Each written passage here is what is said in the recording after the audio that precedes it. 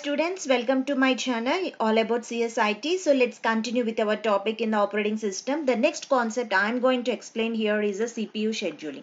So this CPU scheduling is one of the important concept in examination point of view as well as in the competitive examination point of view. Okay, so let's get a clarity on what exactly the CPU scheduling is and why we are using this CPU scheduling and what is the reason behind of using it. Okay, so those concepts I'm going to cover in this video, right? So the topics I'm going to cover here is what is the scheduling and when the CPU scheduling has to be taken place. So actually scheduling means we all know that it's a time management. So just like your timetables, whenever you follow a timetable, particular order, whenever you schedule your work, so there is no any disturbance. You won't get any disturbance in your study point of view.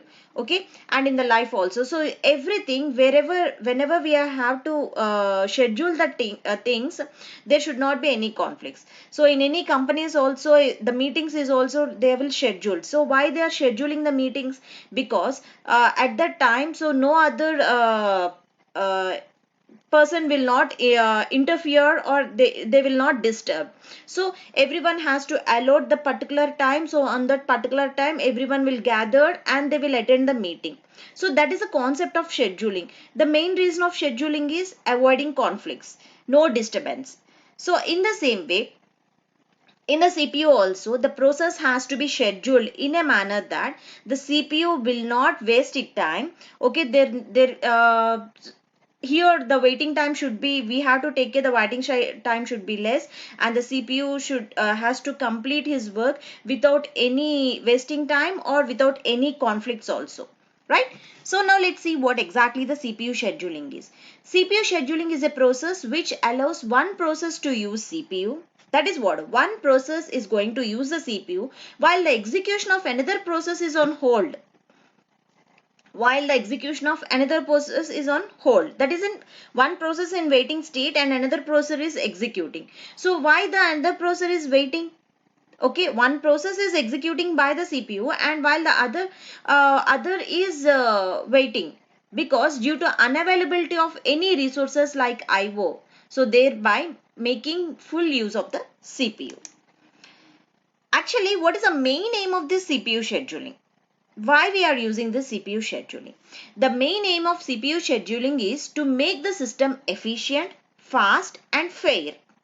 These 3 points you have to be remembered that the main aim of using the CPU scheduling is system efficient. It has to be efficient, to make the system efficient, to run the process very fast, and it should be fair. Fair means we have to give the equal priority to all the process. Okay, so whenever the CPU becomes idle, the operating system must select one of the process in the ready queue to be executed. Suppose when the CPU is in idle state, so now it is not doing any work. So then whose role is to assign the process? The operating system. The OS role is to assign the process to the CPU so that the CPU can execute that process. Actually, everything we have to give to the CPU. The CPU's role is it will do the operation. That's it. It will perform the operation. That's it. Okay, everything, the time management, scheduling, everything is done by the operating system itself. So see how the operating system is playing a very important role here. Okay, so whenever the CPU idle, the process operating system is assigning a process to the CPU. Okay, the selection process is carried out by the short term scheduler, that is CPU scheduler. With the help of the CPU scheduler only the selection process is taking place. Means which process has to be taken, P1 process, P2, P3, P4, so many processes are in a waiting state. So which process has to be assigned to the CPU first, that will be decided by the operating system based on the CPU scheduling techniques.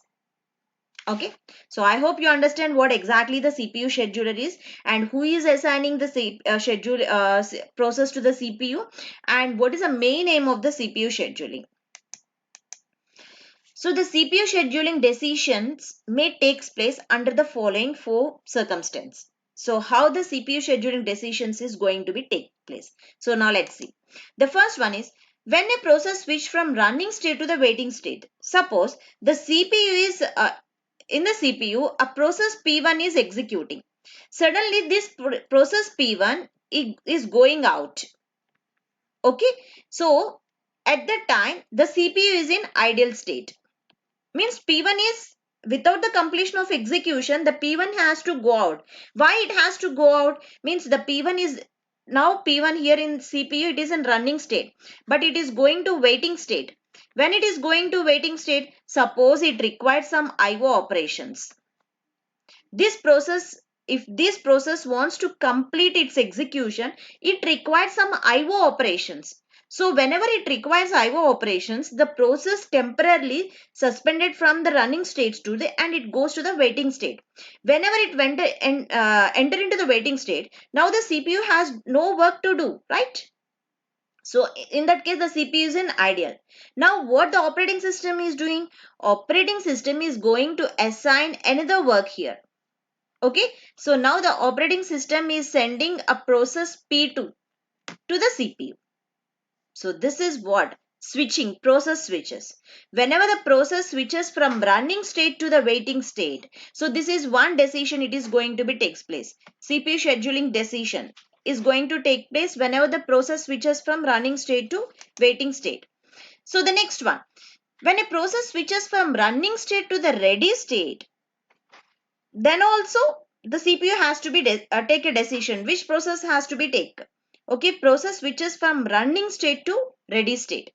Okay, P1 is it's in ready, running state. Now it is going to move to the ready state by because of some interrupt occur. Suddenly an interrupt occur. What that interrupt? A higher priority process is entered into the dragon.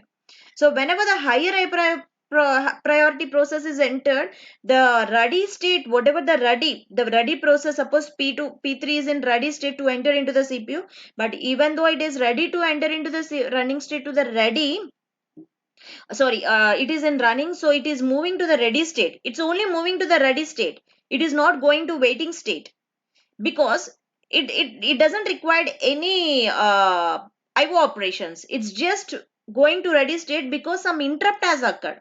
Whenever that process work is completed, again P3 will be taken because P3 is in already in ready state. So remember this point. And next is when a process switches from waiting state to the ready state. For example, completion of IO. Suppose now here the P1 process is completed. The P1 process is the waiting state. P1 got its IO request. Whenever it got its IO request, it is already in waiting state. Okay, already in waiting state. Now the process switches from waiting state to ready state. Why it is going to move for ready state? Because it is initiating the CPU. I'm ready. So you just started my work. So these are all the different conditions, the CPU scheduling decisions. And the final is whenever the process terminates. When the process terminates, then there is no use, right? So obviously the process is switching. The CPU is in ideal. So just remember this point, students, when the CPU scheduling decisions may be taking place. Whenever the process is switching from running state to waiting state. Okay, whenever the process switches from running state to ready state. Okay, whenever the process switches from waiting state to ready state. And when process terminates. Okay, so this is about the CPU scheduling. So I hope you understand it clearly. So the one thing that you have to remember that what is the scheduling and when the CPU scheduling is taking place. Okay, what are the four conditions that circumstance that is taking place when CPU scheduler decides. Okay, which process has to be executed at in what state. So I hope you understand it clearly, students. Thanks for watching. If any doubts, please let me know. Please like, subscribe and share my channel. Okay, in the next video, I'll explain more detail about the CPU scheduling. Thank you.